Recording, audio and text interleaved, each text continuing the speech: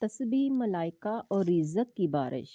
ایک صحابی خدمت اقدس میں حاضر ہوئے اور عرض کی، یا رسول اللہ صلی اللہ علیہ وسلم، دنیا نے مجھ سے پیٹھ پھیر لی۔ فرمایا، کیا وہ تسبیح تمہیں یاد نہیں جو تسبیح ہے ملائکہ کی اور جس کی برکت سے روزی دی جاتی ہے؟ خلق دنیا آئے گی تیرے پاس ذلیل و خوار ہو کر، طلوع فجر کے ساتھ 100 بار کہا کر، سبحان اللہ و بحمدہ، سبحان اللہ العظیم و بحمدہ، استغفر اللہ۔